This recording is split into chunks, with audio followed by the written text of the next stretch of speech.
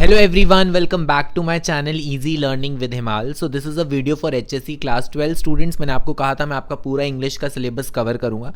तो last video में मैंने एस्ट्रोलॉजर्स डे का लाइन बाय लाइन एक्सप्लेनेशन करवा दिया था. लिंक डिस्क्रिप्शन बॉक्स में मिल जाएगा. एक प्लेलिस्ट भी मैंने क्रिएट कर दी है. जैसे जैसे वीडियोस बनाता जाऊंगा उसी प्लेलिस्ट में डाल दूंगा.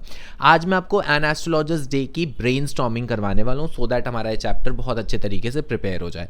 सो अगर आप पहली बार मेरी क्लास में आए हैं so welcome everyone, welcome to the session. My name is Himal Sharma. I am English educator in HSC board category. I am an Unacademy plus educator. आप मेरी अनअकैडमी की प्रोफाइल चेक कर सकते हैं. वहाँ पर आप मेरी फ्री क्लासेस भी अटेंड कर सकते हैं HSC इंग्लिश की, और आप मेरे कोर्सेज में भी एनरोल कर सकते हैं. सो चलिए स्टार्ट करते हैं. और अगर आपको मेरे साथ सोशल मीडिया पे कनेक्ट होना है सो आप मेरा टेलीग्राम चैनल, इंस्टाग्राम और मुझे ईमेल आईडी पे भी कनेक्ट कर सकते हैं. इन सब के लिंक्स भी डिस्क्रिप्शन बॉक्स में. यहाँ पर आपको मेरी PDFs, मेरी क्लास का स्केड्यूल, और आप यहाँ पे मुझे डाउट्स भी पूछ सकते हैं. चलिए शुरू करते हैं. Question number 1. Given below are some descriptions. Discuss them with your partner and find out one word for each of the following. An example is given for you. So the scientific study of the universe and the objects in it, including stars, planets, nebulae and galaxies. This is astronomy. है ना, जब हम stars के बारे में पढ़ते हैं, planets के बारे में पढ़ते हैं, दिस इज एस्ट्रोनॉमी.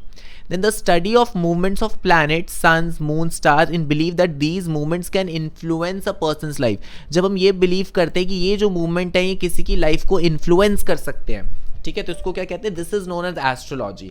इसी को हम एस्ट्रोलॉजी कहते हैं, जो आप इस चैप्टर में, जो इस चैप्टर का बेसिक थीम है. ठीक है, 1 सेकेंड मैं ज़रा इसको रेज कर दूँ. हाँ, तो यहाँ पर मैं इसका आंसर लिख देता हूँ, astrology. Next, a prediction of what will happen in the future. जब हम प्रिडिक्ट करते हैं कि भाई फ्यूचर में क्या होने वाला है, that is prophecy. Scientific discipline and studies mental state and processes and behaviour in humans and other animal. जब हम मेंटल स्टेट को, माइंड को स्टडी करते हैं, दैट इज साइकोलॉजी. साइकोलॉजी. ठीक है, चलिए आगे बढ़ते हैं. In the story we are told that town hall park was remarkable place. इस स्टोरी में हमें बताया गया कि टाउन हॉल पार्क एक बहुत रिमार्केबल प्लेस था. In many views for an astrologer to build his business, कि एस्ट्रोलॉजर वहां पर अपना बिजनेस बहुत अच्छे से कर पाता था.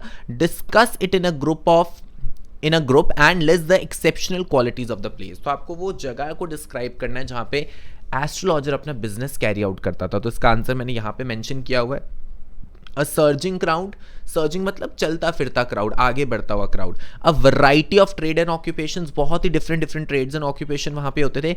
N auctioneer of cheap cloth. सस्ता जो है कपड़ा यहाँ पे मिलता था. Creating enough din to attract the whole town. बहुत ज़्यादा दिन मतलब बहुत ज़्यादा लाउडली वो अपनी सेल करता था जिससे कि पूरा टाउन अट्रैक्ट हो जाए. Shouting vendor of fried groundnut. Fried groundnut भी he used to shout. Vendors को शाउट करना पड़ता है लोगों को अट्रैक्ट करने के लिए. Shops did not have the benefit of municipal lightning. ये भी आपको बताना है कि वहाँ की शॉप्स के पास म्यूनिसिपल लाइटनिंग की फैसिलिटी अवेलेबल नहीं थी. The place was lit up by shop lights. वो खुद ही अपनी शॉप लाइट्स लगाते थे. बेविल्डरिंग. बेविल्डरिंग मतलब very confusing criss cross of light rays and moving shadows. कोई लाइट कहीं से आ रही, कोई लाइट कहीं से आ रही, कोई लैम्प कहीं जल रहा है, तो बड़ा कंफ्यूजिंग क्रिस क्रॉस लाइट का पूरा सिनेरियो वहाँ पे रहता था. Next question. The astrologer never opened his mouth till the other had spoken for at least 10 minutes. हमने पढ़ा था ना कि जब तक सामने वाला 10 मिनट के लिए अपनी प्रॉब्लम ना सुनाए तब तक एस्ट्रोलॉजर कुछ भी नहीं बोलता था. Discuss the reasons behind his act. इस एक्ट के पीछे रीजंस क्या क्या है तो वो हम पढ़ेंगे. सबसे पहले, the information given by people provided him enough stuff for a dozen answers and advices. क्योंकि क्या होता था कि उसको एस्ट्रोलॉजी तो नहीं आती थी, वो लोगों को ही जज करके उनको सॉल्यूशंस बताता था. तो जब लोग 10 मिनट तक अपनी प्रॉब्लम डिस्कस कर लेते तो उसको आइडिया लग जाता था क्या रिप्लाई करना है. He got chance to analyse the troubles of the customer. वो अपने कस्टमर की परेशानी को एनालाइज कर लेता था. He worked on the policy who hear a lot learn a lot. उसकी पॉलिसी थी कि being a good listener helps you in your field. मतलब कि जितना ज़्यादा मैं सुनूंगा उतना ही ज़्यादा मैं आगे जाके अच्छा काम कर पाऊंगा. He got a way to win the confidence of the customer. इससे क्या होता है, जब आप किसी की बात अच्छे से सुनते हो आप उसका कॉन्फिडेंस जीत लेते हो. He got enough time for searching answers and giving advice. और 10 मिनट में उसको काफ़ी टाइम मिल जाता था अपने मन में आंसर सोचने का और उनको एडवाइस देने का. Next question. The tactics used by the astrologer to earn his wages are. कौन कौन से टेक्निक्स वो यूज़ करता था अपने वेजेस कमाने के लिए, अपने पैसे कमाने के लिए. जैसे यहाँ पे एक मेंशन है एनालिसिस ऑफ ह्यूमन ट्रबल्स, और क्या क्या करता था, a good presence of mind, उसका प्रेजेंस ऑफ माइंड बहुत अच्छा था, उसके पास एक्सपीरियंस बहुत अच्छा था, परसेप्शन बहुत अच्छा था। परसेप्शन होता है कैसे लोगों को परसीव करना। Use of equipment and shrewdness, shrewdness होती चालाकी, अपने इक्विपमेंट भी यूज करता था, चालाकी दिमाग भी लगाता था।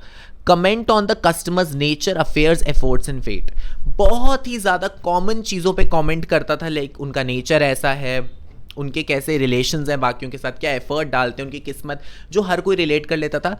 Creation of fear in the mind of the customer, डर पैदा कर देना कस्टमर के माइंड में। यूज ऑफ जनरल स्टेटमेंट्स, बहुत ही जनरल स्टेटमेंट यूज करता था, तो endear the customer and win their hearts, ऐसी स्टेटमेंट जिसे कोई भी सुन के खुश हो जाए। Next, an astrologer's appearance helps to create an impression on his clients, astrologer का जैसा अपीयरेंस था, जैसा वो दिखता था, उससे क्लाइंट से बहुत अच्छा इंप्रेशन पड़ता था। तो कंप्लीट द फॉलोइंग, जैसे कि turban on his head, head पे टर्बन बांधता था, और सेक्रेड ऐश, राख लगाता था, वर्मिलियन, तिलक लगाता था on his forehead, dark moustache covering his voice, voice मतलब माउथ को, उसकी पूरी मोस्टैच जो है मूंछें कवर कर लेती थी, स्पार्कलिंग आईज हैविंग ग्लीम, और उसकी आंखें एकदम चमकती थी, ठीक है, ऐसा लगता था जैसे कोई ब्राइट लाइट है उसकी आंखों में। नेक्स्ट, अब कुछ एमसीक्यूज हैं। The astrologer says that if Nayak does not leave his village again he would, कि अगर नायक अपना विलेज दोबारा से छोड़ेगा नहीं तो उसके साथ क्या होगा, return the money, face danger, go back and stop looking for the man who tried to kill him, not find the killer. So this is face danger, कि अगर उसने दोबारा से अपने गांव छोड़ने की कोशिश करी तो क्या होगा, वो खतरे में पड़ जाएगा। According to narrator, the astrologer's success in his profession is primarily due to, R K Narayan के अकॉर्डिंग, नरेटर के अकॉर्डिंग, एस्ट्रोलॉजर तो अपने बिजनेस में इतना सक्सेसफुल है, उसका मेन रीजन क्या है वो हमें सबको पता है, his understanding of the people, बहुत अच्छे से लोगों को समझ लेता है, बहुत अच्छा लिसनर है। The story suggest that astrologer's comments and observation please people by, जो एस्ट्रोलॉजर कमेंट्स करता था, जो ऑब्जर्वेशन करता था, उससे लोग खुश क्यों हो जाते थे, क्यों, क्योंकि वो उन्हीं की बातों को सपोर्ट कर देता था, उन्हीं के व्यूज को सपोर्ट कर देता था। तो फ्लैटरिंग देम, उनको खुश कर देता था, and supporting their own views, उन्हीं के व्यूज को सपोर्ट कर देता था, जिससे हर कस्टमर खुश हो जाता था।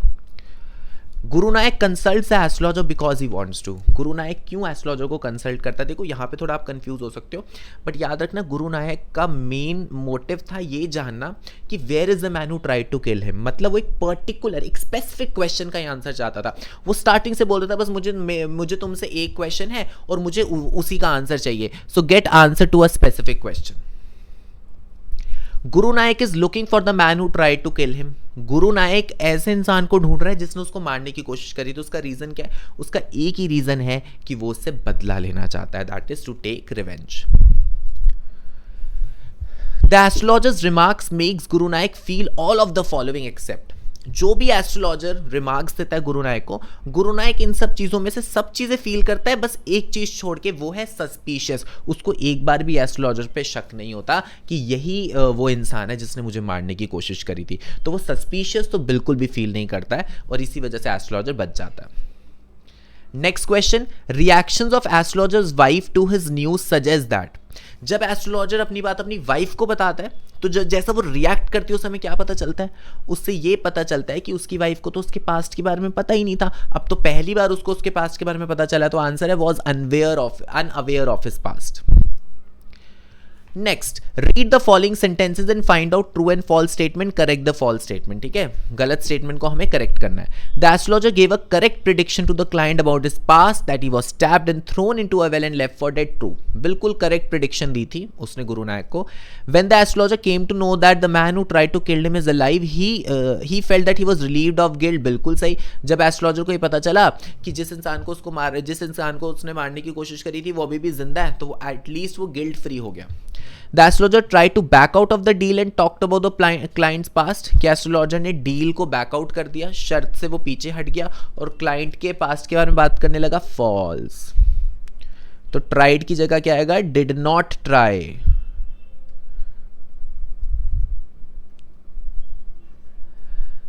एस्ट्रोलॉजर ने बिल्कुल भी ऐसा ट्राई नहीं किया, वो तो डील में रहना चाहता था।